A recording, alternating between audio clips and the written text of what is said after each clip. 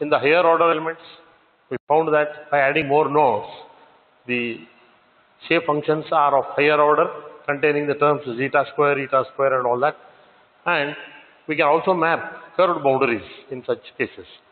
So then we have studied 9-noded and 8-noded quadrilaterals and 6-noded quadratic triangle we have studied now. So once this serendipity family has been studied now, today I would like to enter into a new topic which is called as axisymmetric elements and axisymmetric loading. So the topic name is axisymmetric solids.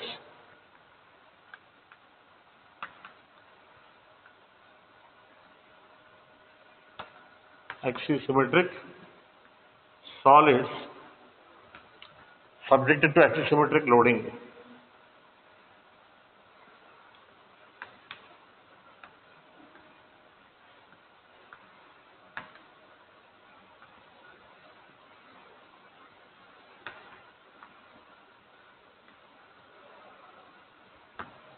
Okay.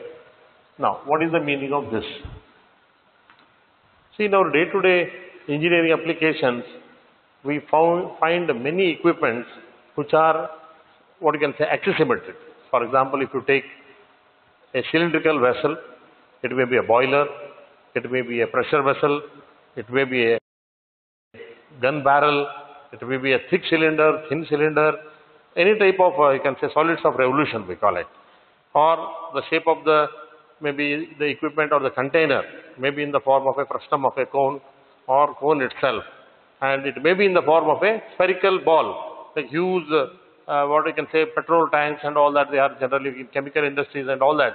These are huge spherical vessels are made to store large quantity of fluids, and in such cases when the loads are acting, how exactly the stresses and strains and other parameters, maybe sometimes they are subjected to thermal stresses also.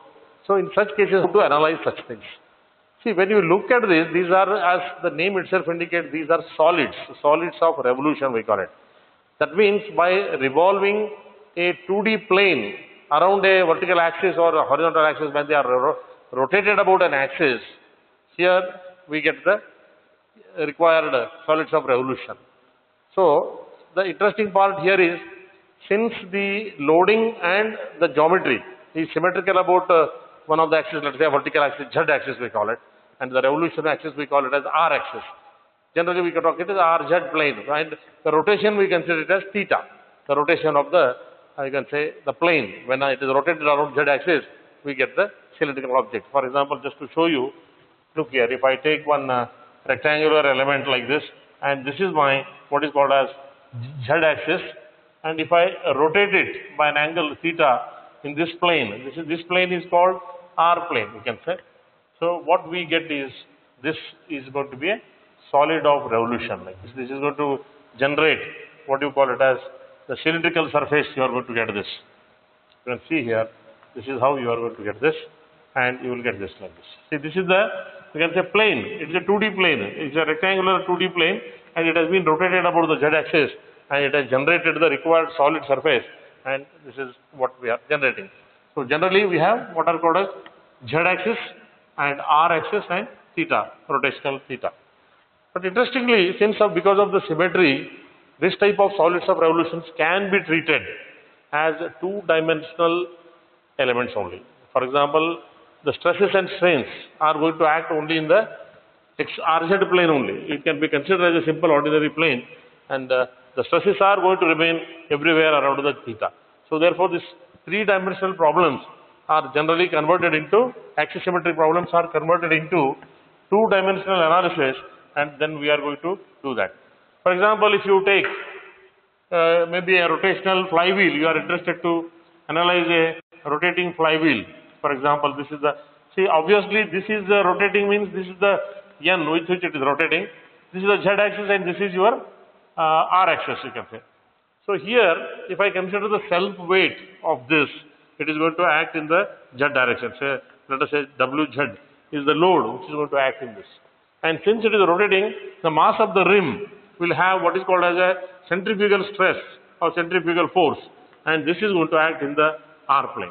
So therefore, this type of problems can be handled very easily by considering them as two-dimensional problems. So now let us quickly see how exactly we can formulate the required equations and all that. For that, first I would like to make some interesting sketches, and then we will go for the real analysis of this.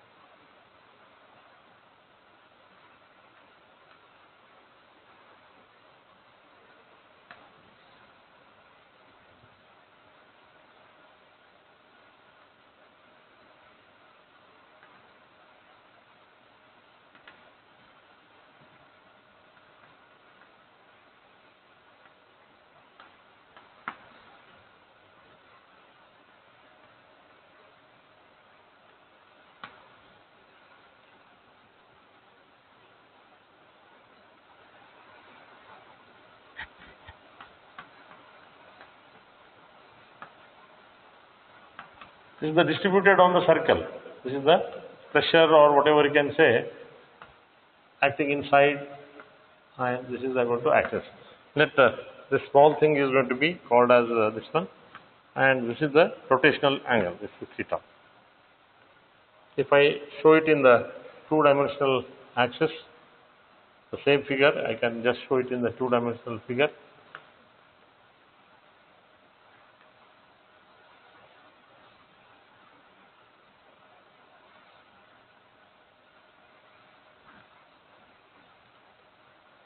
Here I can find out the pressure distribution from inside. This is the pressure distribution all along the length of the edge of this particular thing. Here we can find out some distribution of the load also here also. This is also load.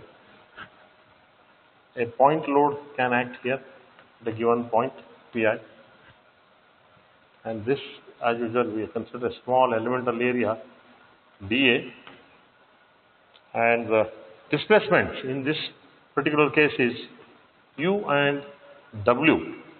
U, V, W when we are talking about. In this plane it is U and W. So I can just hatch this.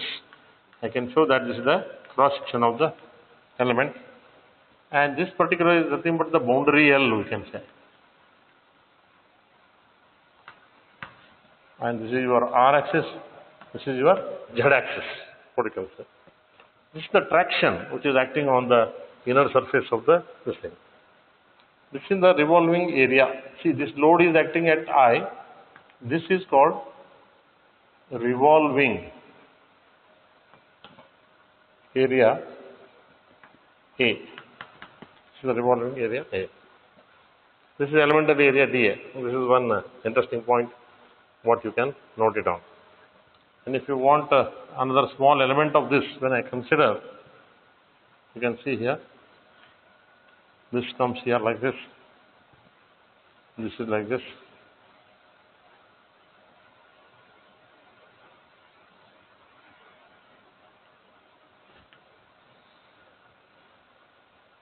This is your Z axis, and this is the radius at R. This is acting. This is called dr. This is the cross-sectional area what just now I have showed you. I just hatch this. This is the angular portion what I have considered. Let us say d theta, small angular portion slice. I have taken, and naturally the length of the arc is radius, and r theta means this is r d theta. This is the, and this particular, you can say, volume of this whole element is dV. So this volume, elemental volume dV is given by r d theta dr into dz, or already you know r d theta dr into dz. This is of course dz now. This is the height dz. This dr into dz is the dA, the elemental area of the cross section. That is whatever is there here. This is about this. And when you look at the, you can say, the displacements and all that, u, it is going to be u and w in this case. The displacements are also going to be two components. Traction, when I say here, it is going to be Tr and Tz. There is no x and y, so we get in this form. Similarly, body force, if I want, it is Fr and Fz transpose. Then the point load, when I say Pi, it is also a vector. These are also going to be in the form of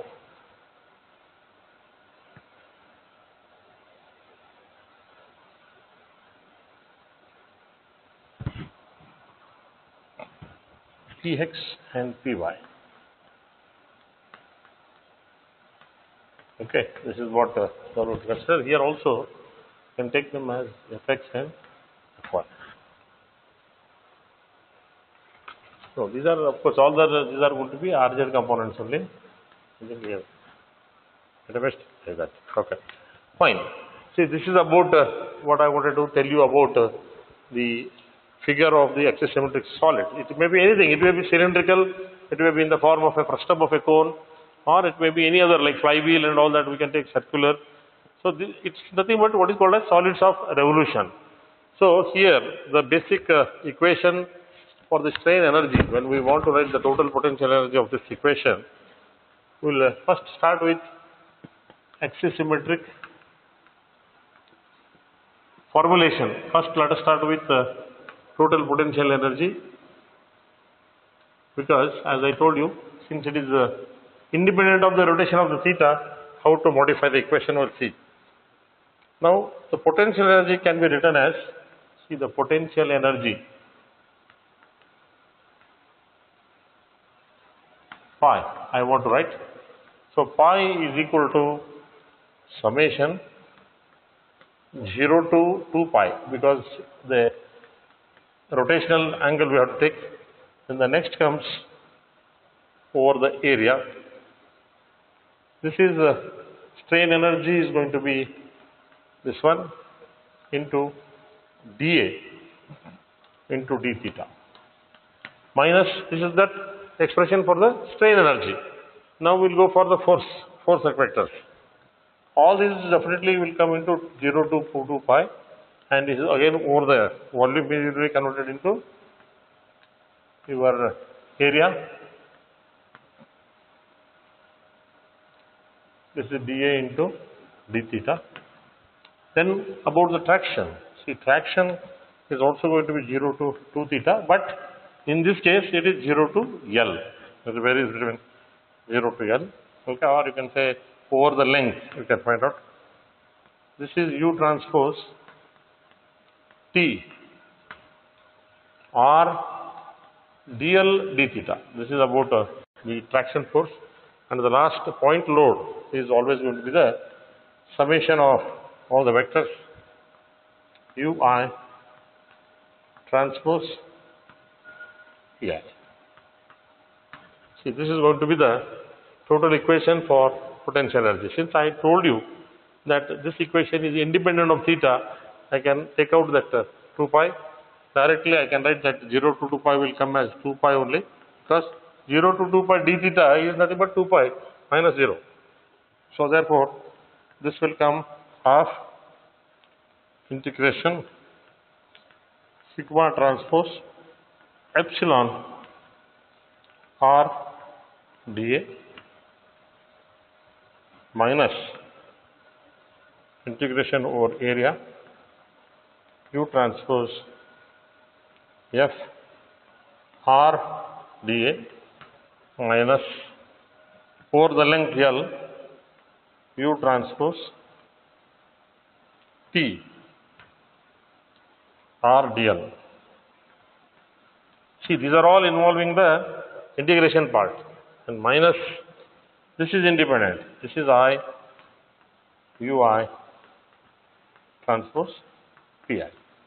This is nothing to do with this. All these terms are common, so that's why we are going to write them in all together like this. This strain energy part has been already written, and this is going to be the total equation. See, now you don't find any theta. This is independent of this theta. So with the help of this, now I can start developing the remaining part.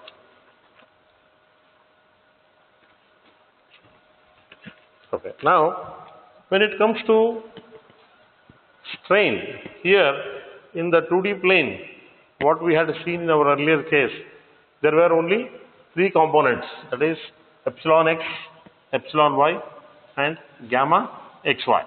That is two normal strains and one shear strain was there.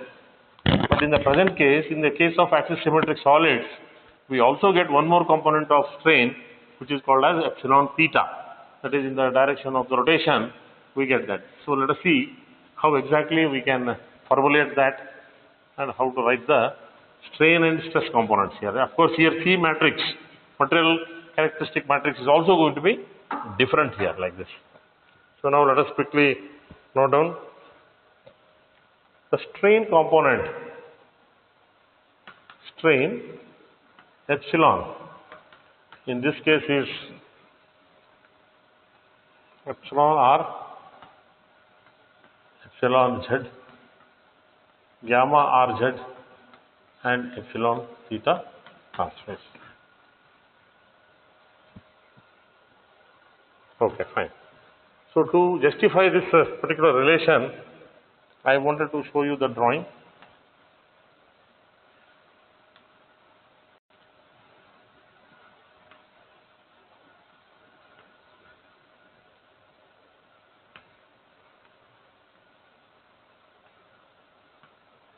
This is the this after the displacement, this element will move to the new position. Like here, this is the new position of this element in the given r direction. This is your r direction. It is moving by u here, whereas here this is having little more than that. That is u plus dou u by dou r into dr. This is the incremental length here. This is, of course, as I told you, this is your r. So obviously this is r d theta, this one. But when it comes to this, it is r plus u now. So therefore r plus u d theta, this particular thing. That is, there is a change in the length of the member. That is, the length of the arc has been changed. And if you look at the normal plane, that is ZR plane, what we call it. If I call this as R versus Z here, the original, what you can say, original element, let us say this and this, if I take like this was originally a rectangle initially before the deformation. Now after the deformation, it has gone to new shape. Like this. This is the new shape. So naturally, we need to find out what are the changes here. This, of course, Z displacement is, as I told you. This along the Z direction, this is dz. I have already told you. Along the radial direction, this is dr. This is our dr. The total displacement of this corner from here to here is u. This is the displacement. And if you look at the vertical displacement here, it is dw. Vertically, this point is correspondingly moving both in r direction and z direction. So therefore, this will be this is u and this is dw. Whereas here it is w plus dou w by dou r into dr. That is going to be the displacement of the other node. Like from here, it has reached to this point.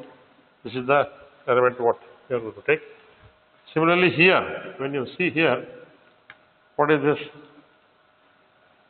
U plus dou u by dou z, because this point from here to here you have moved in the direction. So therefore, this is dou u upon dou z into dz. That is what you are going to get this. And similarly, if you want from this corner to this corner, whatever is traveled here, this distance. Okay, this is what is this? W plus dou w upon dou z into dz. This is the vertical displacement of this point. So this is the original and deformed shape of the element after the loads have been applied. So now let us quickly write how to write the strain components now here. See, in this case, strain is like nothing but epsilon r, epsilon z, gamma rz and epsilon theta. If you want to write it in terms of the partial derivatives, it will be written as dou u by dou r, dou w by dou z, dou w by dou r plus. This is going to be dou u by dou z plus dou w by dou r. But there is one more epsilon component, E theta is there, that is nothing but simply u r by r. So these are the corresponding partial derivatives of the strain components.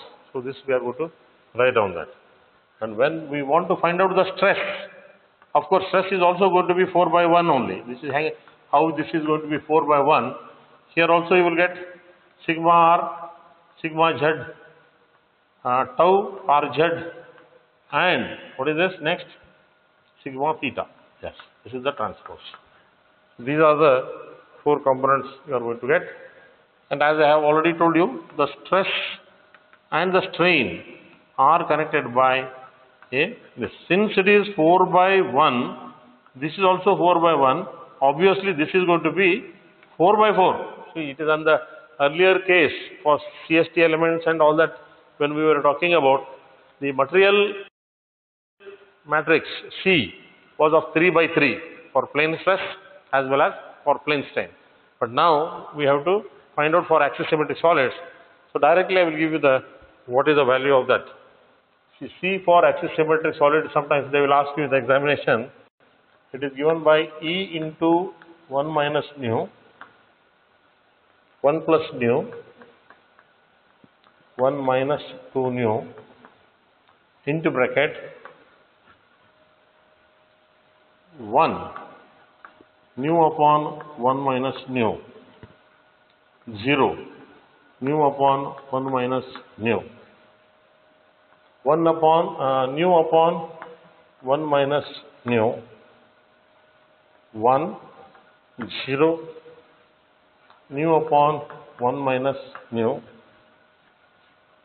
0 0 1 minus 2 nu upon 2 into bracket 1 minus nu, then 0 nu upon 1 minus nu, nu upon 1 minus nu, this is 0 and this is 1. See here, this is going to be a 4 by 4 matrix. So when this is multiplied to the strain components, what you are going to get is the stress component. That is all this 4 components of stress, you are going to get this. Okay, so this is how we are going to relate stress and strain. Now let us see how we can make finite element modeling and how to make the discretization and how to generate the given equation. See, again, as I told you, it will be simply considered as a 2D element only. Like for example, if you are using constant strain triangular element, it will be treated as like 2D element only, but there is a rotation. This rotation is in the theta direction, so that will take care of the 3-dimensional solids of revolution. It is nothing but a shell. When you rotate it in the form of a ring, you will get that when it is rotated about z axis. So now quickly wrote down how to make the finite element modeling with the triangular element.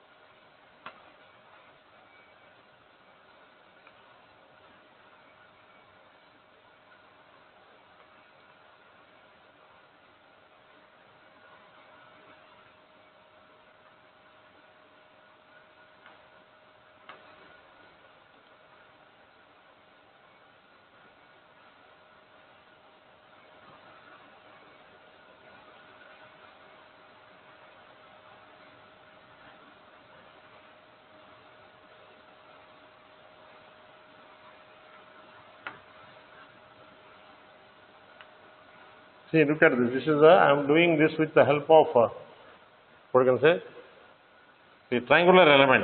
Okay, these are all nodes. These are the corner nodes. We have start naming them. These are the common nodes which are sharing so many elements. You can see there. Okay, this is that. So let us note them. 1, 2, 3, 4, 5, 6, 7, 8, 9, 10, 11, 12, 13, 14, 15,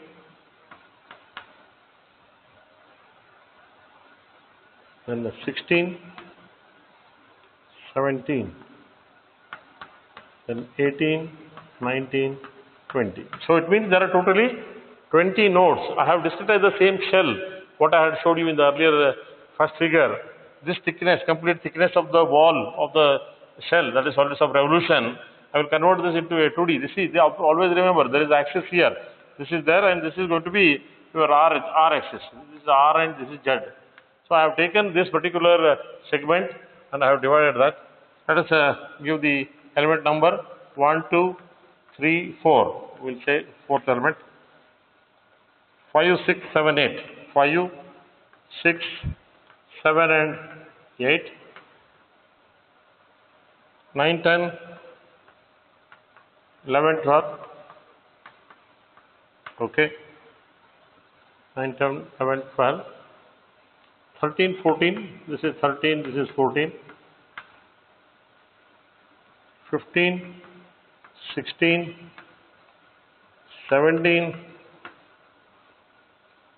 18, 19, 20, 21 and 22 elements. So totally there are 22 elements with 20 nodes. You can see there. So this is what we call it as the finite element discretization of this element. So always remember the node numbers are having the same relation. Here I have used the same, you can say for the CST element, whatever is there, I have used that. This is going to be 2j minus 1 into 2j. So if you look at the layout, see for example, if I show you how exactly this looks. This is R and this is Z. See if I take this like this,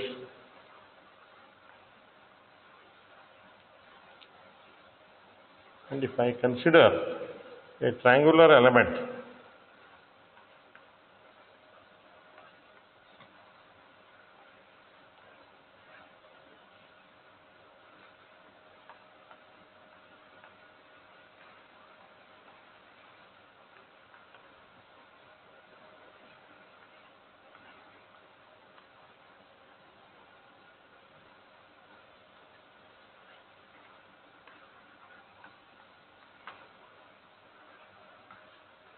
Okay, I'll consider this entire thing here now.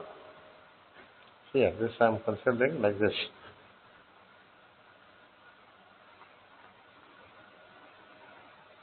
This is all dotted. This is the triangular element what I am using here now. Here, this is the triangular element, and this is the same thing. I can write it here now. This is again the same thing. It has been taken here. What I would like to tell you here is, though it is a triangular element, when it is rotated about z-axis, it will be forming the ring-shaped object, you can call it. So therefore, as far as our this is concerned, these are going to be, what you can say, this is, let us say, if I say 1, then the coordinates of are R1, Z1. If I write this R2, Z2, and if I write this as R3, number 3, then R3, Z3 are the, what you can say, the coordinates of this particular point. And you know that at any point, if you take, let us say, RZ, the displacements are U and W. This is the point what you have to always remember. And this is the triangle. When you talk about this, the area of the triangle is, let us say, AE. AE is the area of the triangle. And if you take, as usual, you know that for a three-sided triangular element, there are 6 degrees of freedom. There are Q1, Q2, Q3, Q4, and Q5, and Q6. See, it is a CST triangle only with the 3 nodes and 6 degrees of freedom. That is 2 degrees of freedom per node. We are going to have this. So therefore, if I want to write the relation, just recall whatever I have done in the case of CST.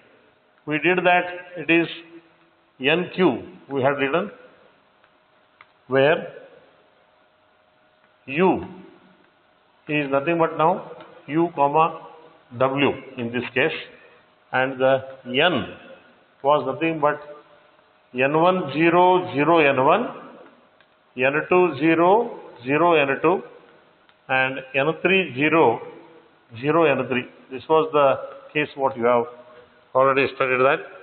And the nodal displacement at the element level, it consists of 6 degrees of freedom. That is Q2, Q3, Q4 and Q5 and Q6. Let us write it as a transpose because it is going to be a 6 by 1 matrix. So this is going to be 2 by 6. This is going to be 2 by 1. This is the matrix what you are going to get this. So this is how you are going to. And you are already knowing the values of the shape functions are what? N1 was zeta, N2 was eta, and N3 was 1 minus zeta minus eta. This is already, you are familiar with the shape functions, and we can start writing this. Yeah, now, if I recall that again, U was written what? N1 Q1 plus N2 Q3 plus N3 Q5, which is in this case zeta Q1 eta Q3 plus 1 minus zeta minus eta Q5, which can be written, and W is also same. What is W? It is now zeta Q2 eta Q4 plus 1 minus eta minus eta Q6. Okay. So these are the 2 components of the displacement, and if you want, you can rewrite the similar to x equal to N1 x1 plus N2 x2, like that we used to write. Since we are using the same isoparametric formulation, here also I can write R is equal to, what is R? N1 R1, that is zeta R1 plus eta R2 plus 1 minus zeta minus eta R3. I can write. Similarly, Z coordinate also you can write eta Z1, eta Z2 plus 1 minus eta minus eta Z3. Because these are because of the isometric formulation, I can just go on writing the same thing. So once we know this, suppose if I want the strain, so dou U by dou zeta, we are already knowing, and dou U by dou eta. If I want to find out this, This is going to be J matrix into dou W by dou U by dou R, dou U by dou Z. Okay, again this is called as the, what you can say, the Jacobian of the transformation. What is this J? Tell me. J is, if you rewrite that, it would be equal to dou U by dou zeta, dou W by dou zeta, dou U by dou eta, dou W by dou eta. See, this is going to be called as the Jacobian of transformation. So with the help of that, I can easily find out this.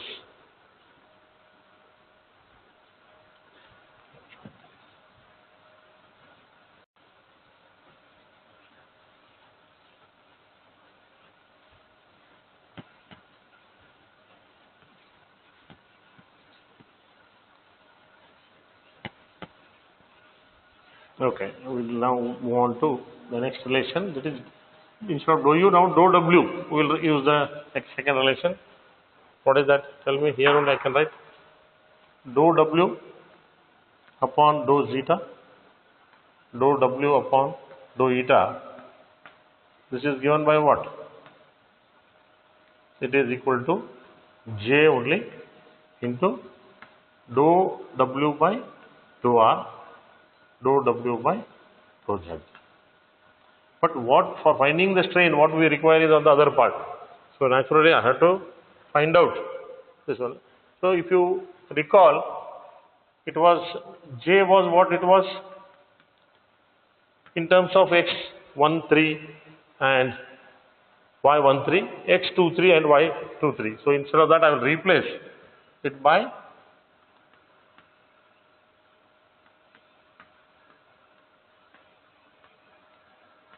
R and Z.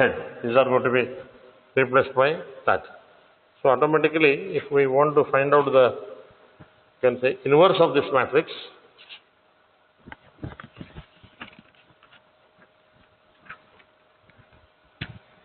here also, what is the determinant of J? Which is equal to R13 into Z23 minus Z13 R23. Okay.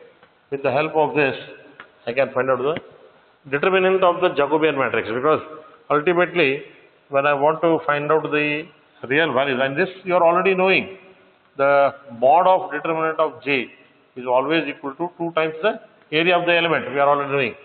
So this is another important relation which will be still valid in the case of axisymmetric solids also. So now let me find out what is the dou U by dou R what we need, and dou U by dou Z what we need from that figure. That is here. Like if you take the first one, obviously I have to take the J inverse of dou U by dou zeta and dou U by dou eta. This is one interesting thing. Similarly, if I want dou W by dou R, dou W by dou Z, if I want, what is that I have to take? It is again J inverse dou W upon dou zeta and dou W upon dou eta. What is this J inverse? Tell me. Inverse of a 2D this matrix, 1 upon determinant of J. What I have told you? These will be interchanged and they will remain there only with a negative sign. So it is Z23 minus Z13 minus R23 R13. So this is the, what you can say, J inverse of a matrix now. So if you substitute all these things, so let us now, come on, let us substitute all this, whatever we have found out in our epsilon matrix. Because I have already told you what is meant by epsilon matrix in the beginning, only I have told you. What are those? Just check that.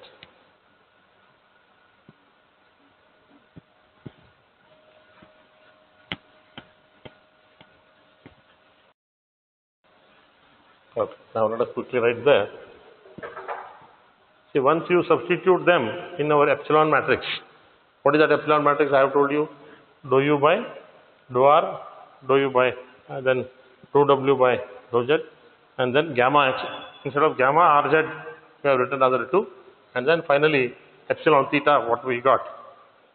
So therefore, the strain matrix comes like this. Here, interesting point is 1 upon a determinant of J is not coming common, because last term epsilon theta is nothing but r by theta. So therefore, when you take this into account, this will come Z23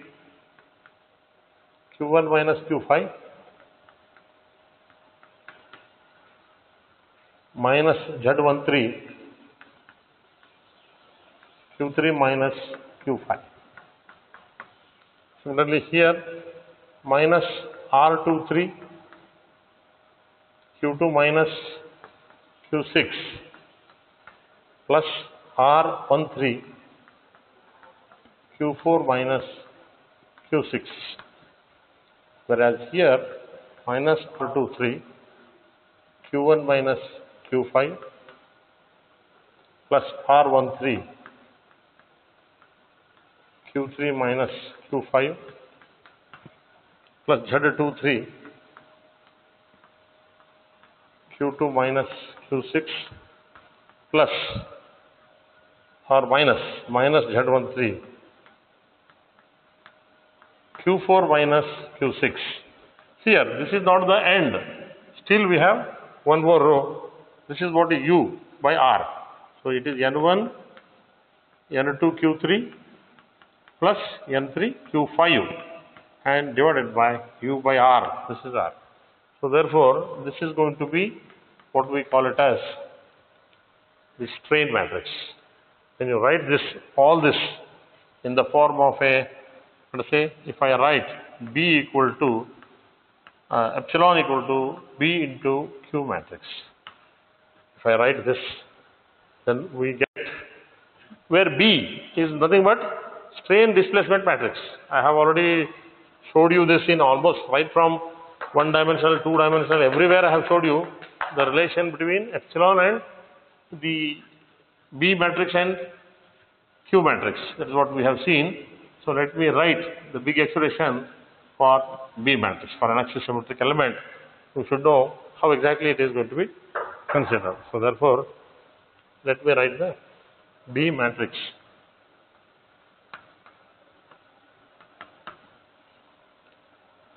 Here it comes. Z23 upon determinant of J 0, 0,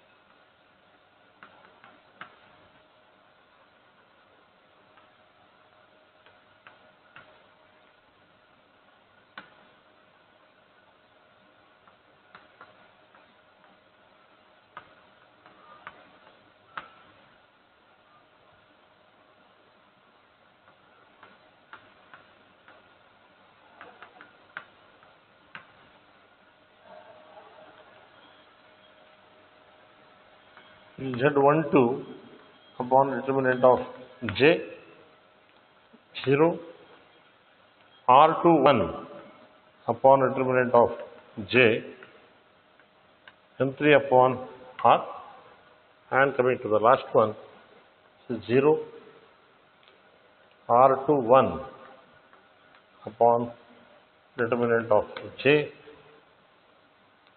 Z12 upon determinant of J and then 0.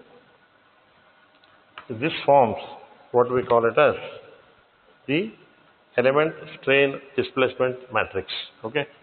So if you want, you can write down where this B matrix, which is of what, 4 by 6.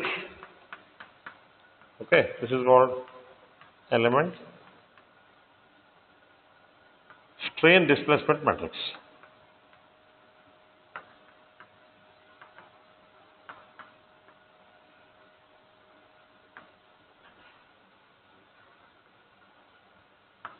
Yes, this is what you need to find out.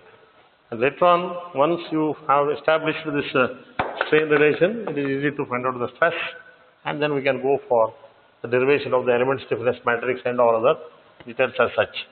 Now let us quickly see how exactly we can write down the total potential energy equation, and out of that, how I can find out the, you can say, element stiffness matrix and other details. We can see there now.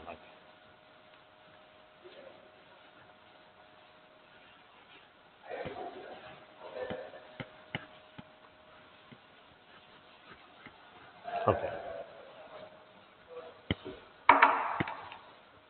So let us write a potential energy approach. We'll go for potential energy approach. First, let me write the total potential energy, TPE. We can total potential energy pi is given by, what is the equation? Tell me.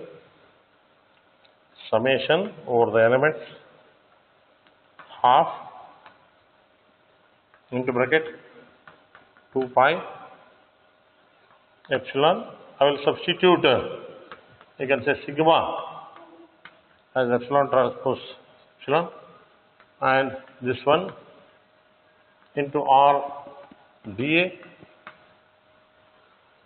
minus 2 pi integration for the element Q transpose F R dA minus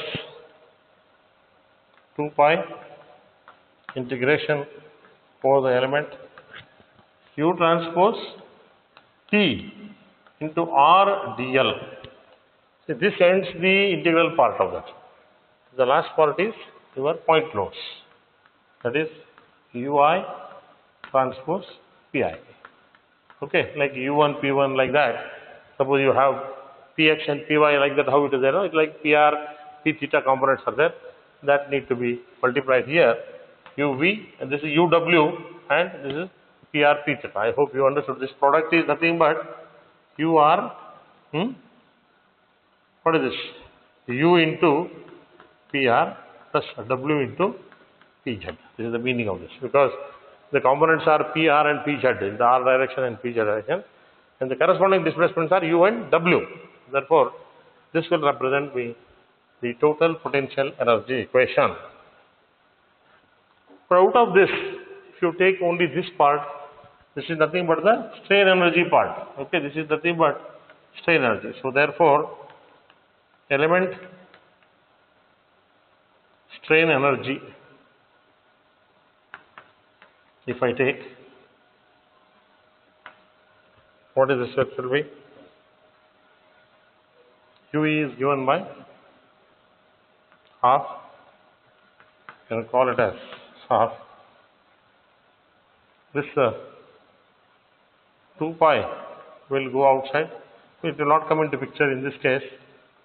Directly I will write half, and you are already knowing epsilon is equal to, or you can write like this, equal to Q transpose B transpose, and epsilon is equal to BQ. So if I substitute that directly into this, what I will get is Q transpose into bracket 2 pi will come inside over the element. This is P transpose C into B into R dA whole bracket into Q. So this is very much similar to what you used to write. What is this? Q transpose element stiffness matrix into Q. Here, this is what. So the meaning is, whatever is there in this bracket, this is representing the element stiffness matrix. So if we know how to integrate this equation, so I can find out that. That is, therefore, my element stiffness matrix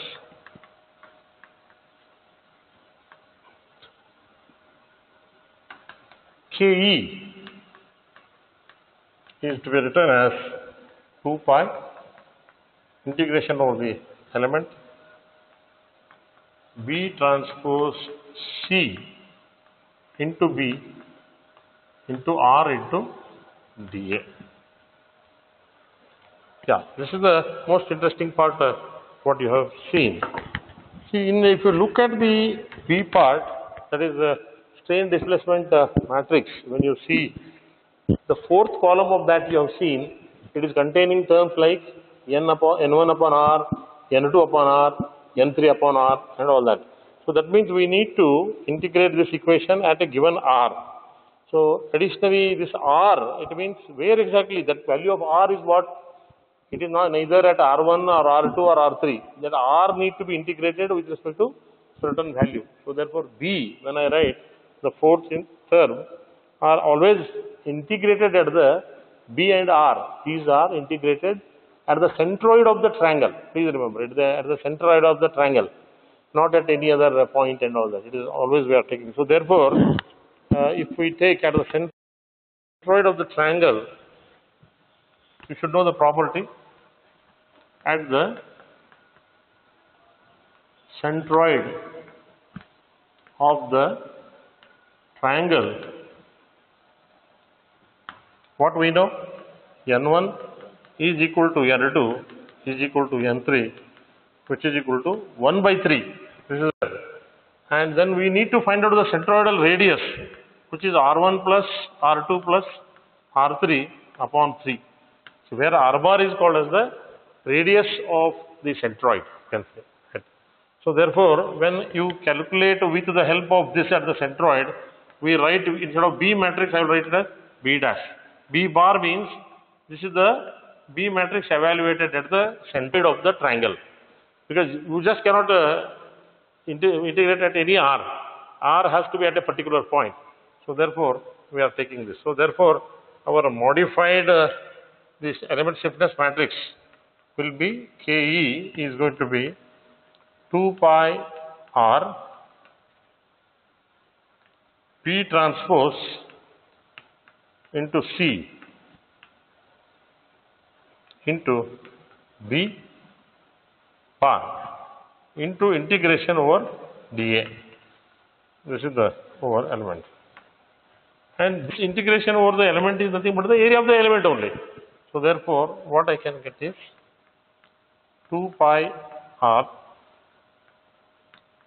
B transpose C into B into, here itself you can add it, area of the element, it will come into picture, 2 pi R into AE. This is what I can write down. So this is giving you the element stiffness matrix, and you are already knowing the element area of the element, which can be directly obtained by half of the determinant of J. This you have already established this relation. From this you can directly find out the, you can say area of the element, and you can find out that. Otherwise, if you want at any other point, then you have to find out R has to be found out by this relation. Okay. So this need to be found out at the given positions like that. So it depends upon where exactly we are going to evaluate our element stiffness matrix. So that depends upon, if on an average we take it as the centroid, therefore R will be found out by R1 plus R2 plus R3 upon 3, and then we take the routine calculations with that R. Otherwise, if you want some other specific points, then R need to be interpolated with the help of those shape functions which are already given, and with the help of that we have to calculate that.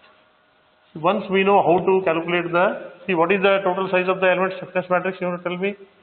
Here again it is going to be, since there are 6 degrees of freedom, it is going to be a 6 by 6 matrix. Like this is going to be 6 by 6 matrix. So now, how to take into account the effect of body force? Only that the first part I will show you. The remaining traction and other details we will discuss tomorrow, the next class. Body force term.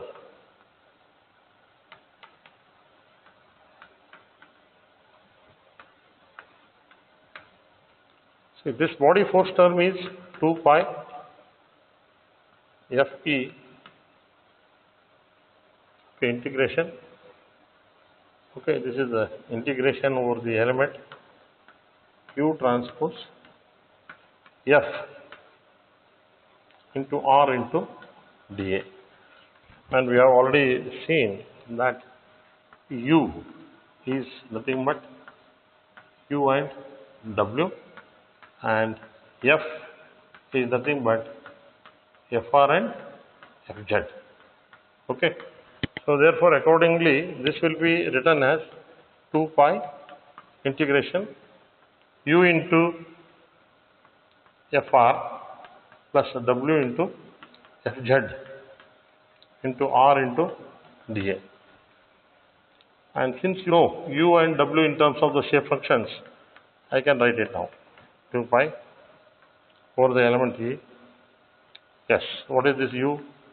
N1 Q1 plus N2 Q3 plus N3 Q5 into Fr plus N1 Q2 N2 Q4 plus N3 Q6 into Fz into R into dA. Yeah, I am just substituting the value of U and W what we had defined earlier.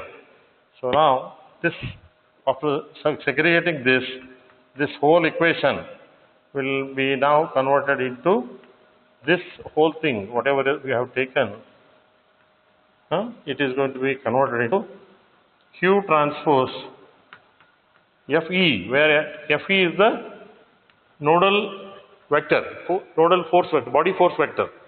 So that is given by, nodal body force vector for every element is given by 2 pi R bar. As I told you, it is to be evaluated at the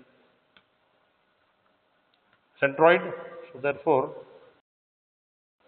these are coming Fr bar, Fz bar, Fr bar, Fz bar, Fr bar, Fz bar. So this is what you have to find out. This is the transpose of this will give you the body force, how exactly you are going to get this. So once this is known to you, you can directly take it to the global load vector and you can find out the exact location of the global vector where it is going to be added, and then we can find out the KQ equal to F equation.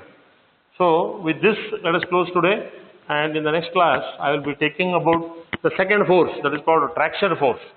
How to take into traction. It is very much similar to the CST diagram what you have already done. For CST you have already developed this, but still I would like to show you for even this is over.